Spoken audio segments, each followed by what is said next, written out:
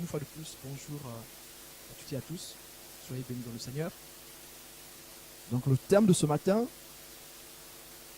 c'est comment discerner le véritable baptême du Saint-Esprit au faux baptême du Saint-Esprit. Amen.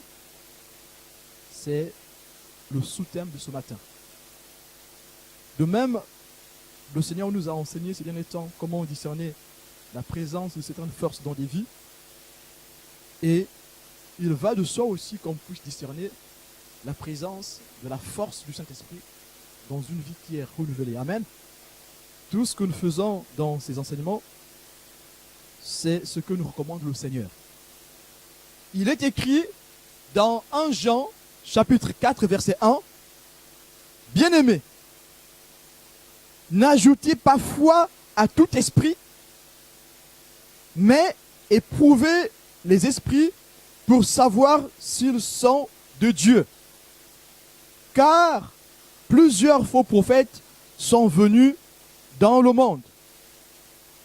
Reconnaissez à ceci l'Esprit de Dieu, tout esprit qui confesse Jésus-Christ venu en chair est de Dieu. Et tout esprit qui ne confesse pas Jésus-Christ venu en chair n'est pas de Dieu. C'est celui de l'Antéchrist dont vous avez appris la venue et qui maintenant est déjà dans le monde. Amen. Donc, ce thème, ce n'est pas de la suspicion. Ce thème, c'est de la vigilance. Comme le Seigneur nous enseigne de sonder les esprits. Amen. De ne pas ajouter foi à tout esprit. Donc, le thème de ce matin, c'est comment discerner le faux baptême du vrai baptême. Dans cette introduction, nous voulons quand même parler de la différence qui existe entre être baptisé dans le Saint-Esprit et recevoir le Saint-Esprit. Cela va nous aider pour la suite. Amen. Déjà, c'est quoi être baptisé dans le Saint-Esprit? Le baptême dans le Saint-Esprit ou du Saint-Esprit est une action puissante de l'Esprit qui vient remplir celui qui fait profession de foi en Christ. Amen. Donc être baptisé dans le Saint-Esprit, c'est recevoir la puissance de l'Esprit. Amen. Mais quelle est la différence qui existe entre être baptisé dans le Saint-Esprit, être rempli du Saint-Esprit, et ce qui s'est passé chez les apôtres? Quelle est la différence dans la vie d'une personne qui est régénérée, qui reçoit l'Esprit de Dieu, et l'action de la plénitude de l'Esprit? Nous avons dans Jean chapitre 20, verset 22, le Christ, le soir de sa résurrection, est allé voir les apôtres. Le Christ a soufflé sur les apôtres et il leur a dit, recevez le Saint-Esprit. Alors, est-ce que cette action, cet acte ici, que le Christ fait sur les apôtres, est différent de l'acte de la Pentecôte? Est-ce que recevoir le Saint-Esprit, c'est être rempli du Saint-Esprit, c'est être baptisé dans le Saint-Esprit? Est-ce qu'il y a une différence?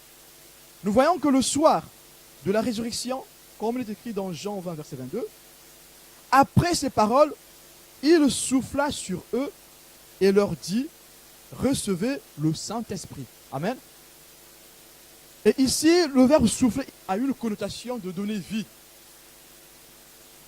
de rendre animé quelque chose d'inanimé. Amen. Et si on rentre dans les racines des mots, nous verrons qu'ici, le verbe souffler, c'est le même verbe que le Seigneur Dieu Tout-Puissant utilise quand il crée l'homme.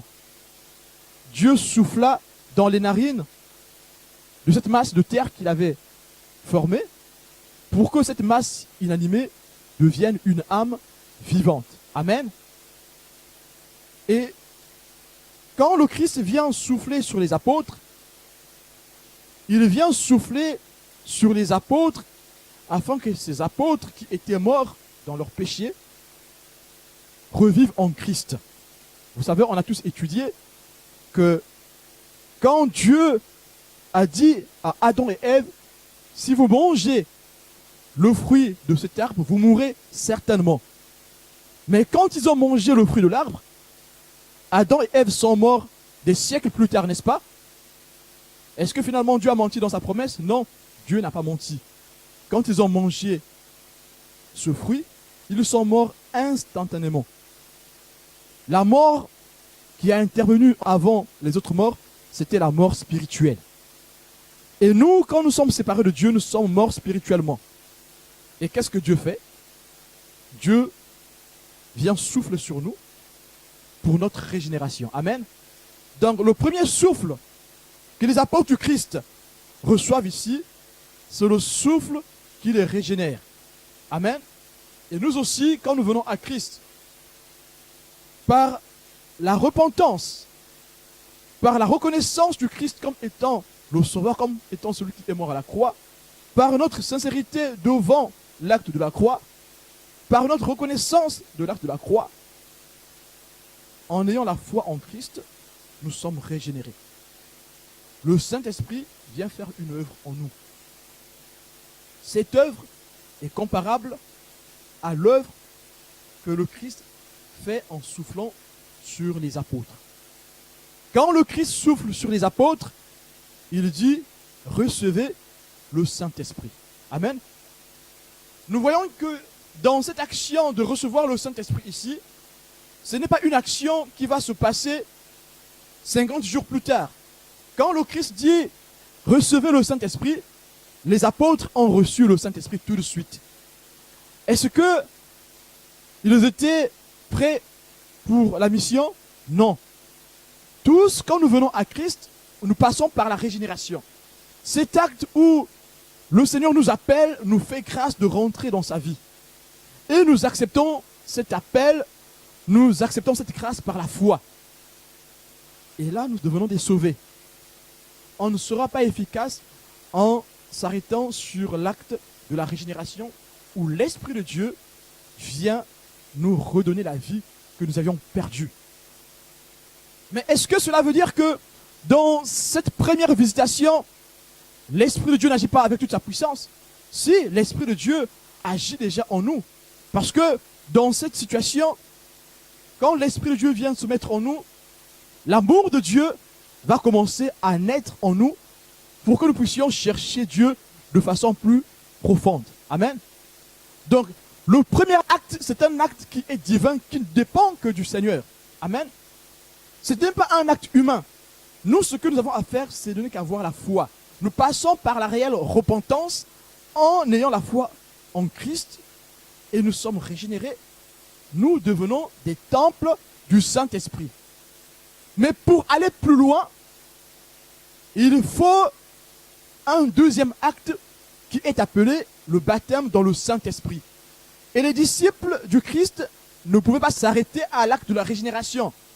Il fallait qu'ils aillent plus loin afin que lors des tribulations, que cette grande puissance puisse agir en eux. Et vous allez voir que quand ils sont remplis du Saint-Esprit le jour de la Pentecôte, ils ne vont pas s'arrêter là. Ils vont aller plus loin. Ils vont rechercher l'effusion renouvelée du Saint-Esprit. Nous voyons les étapes qu'il y a dans la vie du chrétien. Au départ, c'est la régénération. Après, c'est le baptême dans le Saint-Esprit. Et tous les jours, c'est l'effusion renouvelée. L'effusion renouvelée de l'Esprit, c'est une activité quotidienne. Le chrétien doit vivre quotidiennement les effusions renouvelées de l'Esprit. Amen.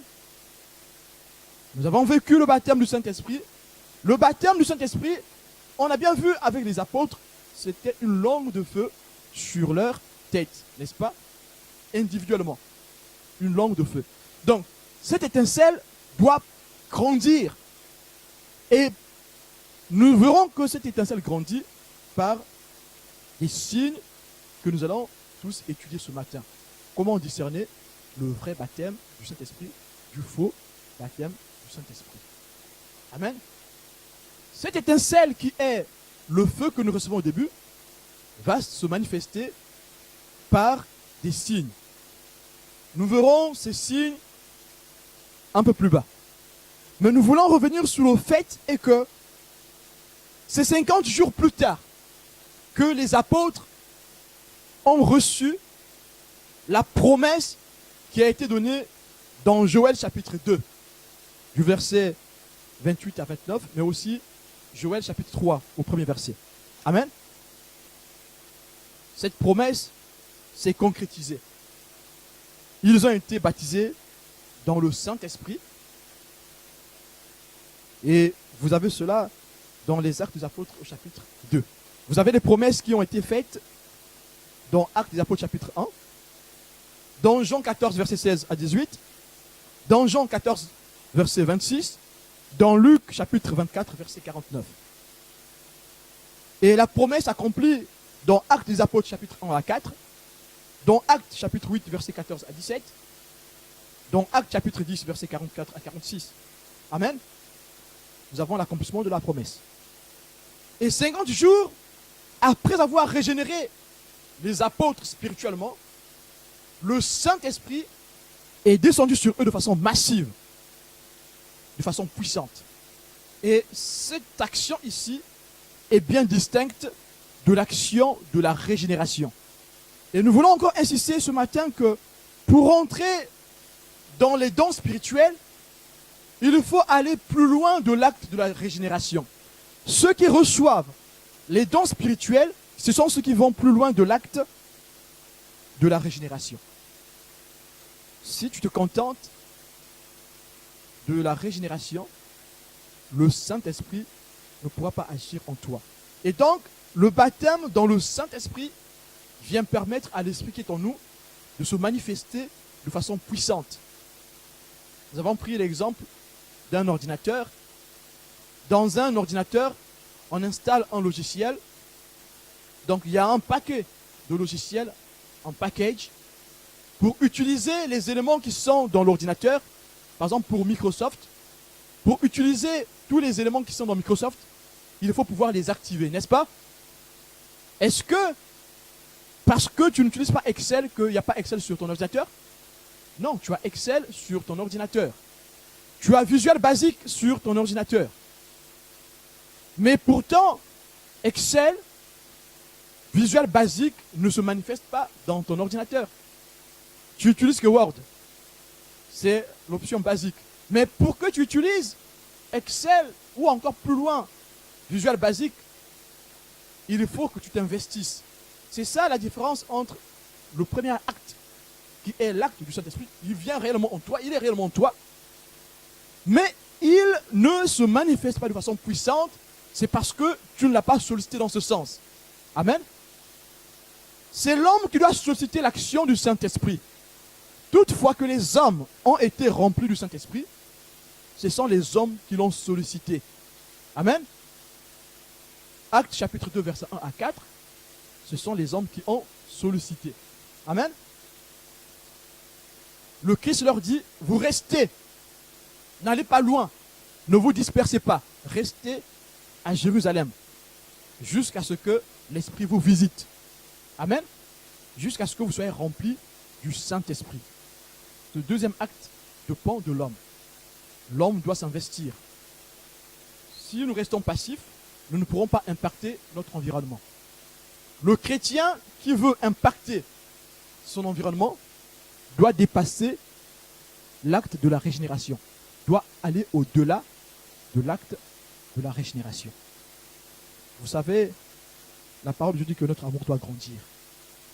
Et notre amour grandit par quoi? Par le Saint-Esprit. Mais si nous restons dans la régénération initiale, sans pourtant aller rechercher ces logiciels qui sont cachés dans Microsoft, notre ordinateur ne sera pas efficace. Et c'est à celui qui utilise l'ordinateur qui doit booster la puissance de son ordinateur. Tout y est. Tout est dans l'ordinateur. Alléluia. En réactivant ces logiciels, en les mettant à jour. Amen. En les installant. Cet acte qui agit sur les apôtres agit de façon séparés. Le premier acte est passé. Le Christ souffle sur eux. Et le deuxième acte se passe 50 jours plus tard. Amen. Mais cela ne veut pas dire que tous les cas doivent se ressembler. Nous avons un exemple où l'acte de la régénération se passe simultanément de l'acte de la plénitude de l'Esprit, où les gens sont remplis de façon puissante du Saint-Esprit. Nous avons l'exemple chez Corneille. Chez Corneille, quand Pierre est allé leur annoncer l'Évangile, ils ont écouté l'Évangile, ils ont accepté l'Évangile, ils ont été régénérés et ils ont été simultanément remplis du Saint-Esprit. Amen. Donc l'acte chez Corneille et ses amis, ici, la régénération se fait de façon simultanée avec la plénitude de l'Esprit. Amen. Vous avez cela dans Actes des Apôtres, chapitre 10, versets 44 à 46. Je vais le lire. Comme Pierre prononçait encore ces mots, le Saint-Esprit descendit sur tous ceux qui écoutaient la parole. Alléluia. Tous les fidèles circoncis qui étaient venus avec Pierre furent étonnés de ce que le don du Saint-Esprit était aussi répandu sur les païens, car ils entendaient parler en langue et glorifier Dieu. Amen. Ici, ces disciples chez Corneille vont être baptisés et vont être régénérés de façon simultanée. Donc le baptême du Saint-Esprit, on peut le vivre simultanément à l'acte de la régénération. Ou on peut le vivre de façon différée. Amen. Tout dépend de notre investissement. Et la base, c'est la parole de Dieu. La base, c'est la foi. La base, c'est la consécration. Amen. Et vous allez voir que ces personnes qui ont été conquises ici par la parole de Dieu, ce sont des cœurs qui ont été disposés à écouter le Seigneur. Voilà pourquoi ils pouvaient être baptisés simultanément du Saint-Esprit. Ces personnes étaient toutes prêtes à recevoir le Seigneur. Voilà pourquoi cette œuvre a été aussi rapide. Vous avez un autre exemple sur les disciples qui vont se former en Samarie. Là, c'est Philippe qui va aller annoncer l'évangile. Et pendant qu'il va annoncer l'évangile, les gens vont se convertir, vont se faire baptiser. Mais c'est plus tard qu'ils ont été baptisés dans le Saint-Esprit. Ils ont reçu le baptême d'eau. Et c'est plus tard qu'ils ont reçu le baptême du Saint-Esprit. Car quand Pierre et Jean ont appris que les Samaritains, le peuple de Samarie avait reçu le baptême d'eau, avait reçu la parole de Dieu. Recevoir la parole de Dieu, c'est accepter avec foi l'acte sacrificiel du Christ. Et puisqu'ils ont accepté cela, Philippe pouvait les baptiser. Et puisque les apôtres à Jérusalem ont su la nouvelle, ils sont venus pour leur baptiser dans le Saint-Esprit. Là, nous avons un acte qui ne s'est pas passé simultanément. Nous avons un autre acte qui s'est passé simultanément, c'est avec les disciples d'Éphèse qui ont été baptisés dans le baptême de Jean-Baptiste, le baptême de repentance. Qu'est-ce que fait l'apôtre Paul? L'apôtre Paul vient leur demander, est-ce que vous avez reçu le Saint-Esprit? Ils disent que nous ne connaissons pas ces choses. C'était dans Acte 19. Et Paul les enseigne. Ils acceptent le message du Christ. Donc ils sont régénérés, puisque Paul les baptise d'eau. Et c'est après que Paul leur impose la main pour qu'ils reçoivent la plénitude du Saint-Esprit. Amen. Ici, cet acte se fait simultanément. Amen. Alors, comment reconnaître le véritable baptême du Saint-Esprit? Le premier point, le véritable baptême du Saint-Esprit nous fait rentrer dans un amour et une adoration plus profonde qu'auparavant. Amen. Donc celui qui se dit être baptisé dans le Saint-Esprit, son amour, son adoration pour le Seigneur, son adoration pour le Père, son adoration pour le Fils, son adoration pour le Saint-Esprit doit augmenter. Cela ne veut pas dire que quand il a été régénéré, il n'avait pas d'amour pour le Père. Il avait l'amour pour le Dieu Tout-Puissant, pour le Seigneur, les Seigneurs. Mais le fait qu'il soit rempli du Saint-Esprit, son amour doit augmenter. Un feu ardent doit naître en lui. On est sauvé quand on dit oui au Seigneur Jésus-Christ, quand on croit avec foi, on se repent, on croit avec foi au Seigneur Jésus-Christ. Là, on est sauvé, on est régénéré. Mais on reçoit la puissance du Saint-Esprit quand on va plus loin de cet acte, par notre vie, par notre consécration. C'est là qu'on reçoit la puissance du Saint-Esprit. Et quand cette puissance vient en nous, notre amour décuple. L'amour que nous avons pour le Seigneur Dieu Tout-Puissant augmente de façon extraordinaire. Notre cœur va brûler pour ce Dieu-là. Ce zèle que nous aurons en ce moment-là sera un zèle fougueux. On est foudroyé par cet amour qui nous relie au Père. Amen. Vous avez Jean 16, versets 13 à 15. Vous avez aussi Philippiens, chapitre 3, verset 3. Nous allons lire Philippiens, si quelqu'un veut le lire. Car les circoncis, c'est nous, qui rendons à Dieu notre culte par l'Esprit de Dieu, qui nous glorifions en Jésus-Christ et qui ne mettons point notre confiance en la chair. Amen. Amen. Ici, on parle d'une personne qui est rentrée dans ce stade d'adoration. Son adoration est dirigée vers le Seigneur. Amen. Si quelqu'un d'autre veut lire, Jean 16, versets 13 à 15. Quand le Consolateur sera venu, l'Esprit de vérité, il vous conduira dans toute la vérité. Car il ne parlera pas de lui-même, mais il dira tout ce qu'il aura entendu, et il vous annoncera les choses à venir. Il me glorifiera parce qu'il prendra de ce qui est à moi, et vous l'annoncera. Tout ce que le Père a est à moi, c'est pourquoi j'ai dit qu'il prend de ce qui est à moi, et qu'il vous l'annoncera. Amen. Amen. Ceux dont le Christ parle ici, ce sont ceux qui ont reçu la puissance du Saint-Esprit. Et la présence du Saint-Esprit fait rentrer ces derniers dans la glorification du Père. Amen. Celui qui a reçu la puissance du Saint-Esprit, sa façon de glorifier Dieu augmente parce que son amour a augmenté. Son adoration décuple parce que son amour a augmenté. Amen. Si dans votre marche, vous rencontrez quelqu'un qui manifeste le parler en langue, vous avez vu dans tous les textes que nous avons lus ici, le parler en langue est un signe indéniable de la présence, de la puissance du Saint-Esprit dans la vie d'une personne. Amen. Donc nous, comment nous faisons pour reconnaître que quelqu'un est rempli du Saint-Esprit? C'est par le parler en langue. Amen. Mais aussi par la prophétie. Ça, on va en revenir un autre jour. Amen. Donc pour discerner que ce parler en langue est vrai, pour discerner que cette plénitude de l'Esprit est de Dieu, il faut voir dans la vie de cette personne si son amour pour Dieu a augmenté. Amen. Et il faut voir si son adoration pour le Seigneur a augmenté. Romains 5, verset 5. Or, l'espérance ne trompe point, parce que l'amour de Dieu est répandu dans nos cœurs par le Saint-Esprit qui nous a été donné. Amen. Donc, celui qui a reçu le Saint-Esprit, sa glorification augmente. Parce que l'espérance ne se trompe pas. Alors, si dans cette personne, on commence à voir que l'espérance se trompe, ça veut dire que son baptême est faux. Se parler en langue, c'est un faux parler en langue. Quand tu es baptisé de cet esprit, tu parles en langue. Si ce baptême est vrai, si ce parler en langue est vrai, alors ton amour pour Dieu va augmenter.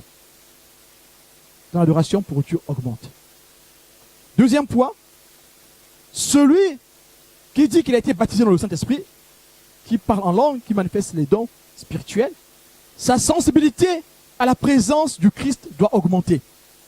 Sa sensibilité à la présence du Saint-Esprit doit augmenter. Il est sensible aux choses spirituelles. Il est sensible à la présence du Seigneur dans toute sa vie quotidienne. Sa sensibilité ne se manifeste pas qu'à l'église, quand il est dans l'église. Même au travail, la sensibilité qu'il a du Seigneur est présente. Parce que, comme nous venons de lire dans tous les textes ici, l'amour de Dieu augmente dans le cœur de la personne. Alors, si l'amour de Dieu n'augmente pas dans ton cœur, alors ton baptême est faux. Se parler en langue, c'est une simple vocalisation, c'est une simple émotion. Le baptême du Saint-Esprit, ce n'est pas une simple émotion. Le parler en langue ne doit pas venir d'une simple émotion. Si le parler en langue vient d'une simple émotion, on appelle cela de la vocalisation. Nous avons Romains 8, versets 15 à 16. Et vous n'avez point reçu un esprit de servitude pour être encore dans la crainte. Mais vous avez reçu un esprit d'adoption par lequel nous crions Abba Père. L'Esprit lui-même rend témoignage à notre esprit que nous sommes enfants de Dieu. Amen. Pourquoi nous disons ici que notre sensibilité au Seigneur Jésus-Christ augmente? Mais c'est parce que nous sommes certains de notre lien d'affiliation. On ne peut plus douter de ce que nous sommes pour le Christ. Nous ne pouvons plus douter de ce que nous sommes pour le Seigneur Dieu créateur. Amen. Et donc notre sensibilité va augmenter. Je saurai reconnaître la présence de mon Père. Je saurai reconnaître la présence du Christ. Parce que le lien qui existe entre moi et le Christ a décuplé par l'amour qui vient s'asseoir en moi. Aujourd'hui, vous pouvez voir dans une famille, quand il n'y a pas assez d'amour, le lien filial ne sera pas mis en évidence. Amen. Ce qui met en évidence le lien filial, c'est l'amour. Amen. Quand deux personnes sont amoureuses, on peut le sentir. Quand ce feu-là s'allume, on voit la sensibilité de la personne envers l'autre personne, n'est-ce pas? Cette personne est très sensible à la présence de l'autre. N'est-ce pas? C'est l'amour que donne le Saint-Esprit. Donc si quelqu'un dit qu'il a reçu la plénitude de l'Esprit, et puis il parle en langue, il manifeste les dons, si sa sensibilité à la présence du Seigneur n'a pas augmenté, là il y a un problème. Posez-vous la question. Vous avez le texte, Jean 14, verset 16 et verset 23. Vous avez Actes chapitre 1, verset 4. Et ici, dans Actes chapitre 1, verset 4, le Seigneur dit, restez, n'allez pas loin. Donc, la sensibilité de la présence du Seigneur signifie l'attachement au Seigneur. Et il faut que cette personne soit encore plus attachée au Seigneur qu'auparavant. Comme il se trouvait avec eux, il leur recommanda de ne pas s'éloigner de Jérusalem, mais d'attendre ce que le Père avait promis. Amen. L'attachement. Il faut s'attacher au Seigneur. Il faut s'attacher au corps du Christ. Celui qui dit être baptisé dans le Saint-Esprit, il parle en langue, et que son attachement au corps du Christ n'a pas augmenté, il y a un problème. C'est un faux baptême du Saint-Esprit. Son parler en langue est faux. Donc, si tu dis que tu as été baptisé du Saint-Esprit, et que ta sensibilité de la filiation que tu as avec le Père n'a pas augmenté, c'est que c'est un faux baptême du Saint-Esprit. Ton parler en langue vient du diable. Ou encore, c'est une simple vocalisation. Le véritable baptême du Saint-Esprit doit être précédé de la repentance. Si quelqu'un commence à parler en langue, manifester la puissance du Saint-Esprit, et qu'il n'est pas passé par la vraie repentance, c'est un faux baptême du Saint-Esprit. N'allez même pas loin, ne cherchez pas. C'est un faux baptême. Ou encore, c'est une simple vocalisation.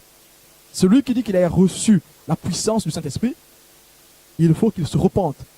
Et la vraie repentance est suivie par la véritable obéissance. N'est-ce pas? Celui qui dit être baptisé dans le Saint-Esprit, son amour pour le Seigneur augmente et la repentance est sincère. Son obéissance au Christ est fidèle et sa loyauté envers le Christ augmente, n'est-ce pas?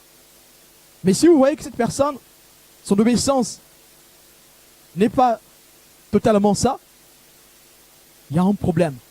Parce que quand le Seigneur Dieu Tout-Puissant vient te baptiser de son esprit, il y a un feu qui brûle en toi. Et l'amour qui va augmenter en toi va commencer à fuir le mal de façon extraordinaire. Et toi-même, tu verras que ce n'est pas humain. Ça sera carrément spirituel. Actes chapitre 2, verset 38. Il est écrit, Pierre leur dit, repentez-vous et que chacun de vous soit baptisé au nom de Jésus-Christ pour le pardon de vos péchés. Et vous recevez le don du Saint-Esprit. Repentance sincère et vous recevrez le don de l'Esprit. Amen. Si tu dis que tu as été baptisé dans le Saint-Esprit, tu as parlé en langue et que ton amour pour Dieu n'a pas changé, ton obéissance n'est pas totale, c'est qu'il y a un problème. Ton baptême est faux, ton parler en langue est faux.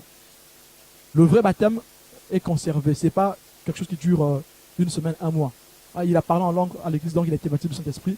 Et donc, oui, ce frère, cette soeur a été baptisé dans le Saint-Esprit parce qu'elle a parlé en langue ou il a parlé en langue. Et qu'un mois plus tard, il n'y a aucun fruit qui se voit, ce baptême est faux. Amen. Et le pasteur doit veiller à cela. Cette personne qui a tremblé à l'église et puis commencé à crier, à parler en langue, et qu'un mois plus tard, il est toujours nerveux, il n'obéit pas trop, il est toujours menteur, il est toujours... cette personne a un problème. Il faut vérifier cette personne-là. Il faut vérifier si ce n'était pas de l'émotion ou si ce n'était pas une visitation démoniaque. Et le baptême dans le Saint-Esprit doit augmenter notre répulsion au péché. Voilà pourquoi aussi ces personnes doivent être encadrées. Les personnes qui sont baptisées dans le Saint-Esprit, les anciens, l'Église doit prendre soin de ces personnes. Donc il faudra les aider à se canaliser. Et vous verrez que cette personne sera sincère. Ça ne sera pas de la religiosité. Cette personne sera sincère. Dans son amour est ardent. Il veut servir Dieu. La nuit même, il va évangéliser. Pendant que les autres dorment, il est en train d'évangéliser. C'est l'amour de Dieu. Ça, c'est un autre point. Vous avez Galates 5, verset 17. Car la chair a des désirs contraires à ceux de l'esprit. Et l'esprit en a de contraires à ceux de la chair. Ils sont opposés entre eux, afin que vous ne fassiez point ce que vous voudriez. Amen. Puisque l'Esprit de Dieu est en toi, l'Esprit de Dieu va dominer sur ta chair, parce que tu es rempli du Saint-Esprit. La portion que tu as en toi domine la portion de la chair. Et donc, tu peux avoir une répulsion extraordinaire du péché. Cela vient de l'amour de Dieu qui naît en toi par la présence du Saint-Esprit.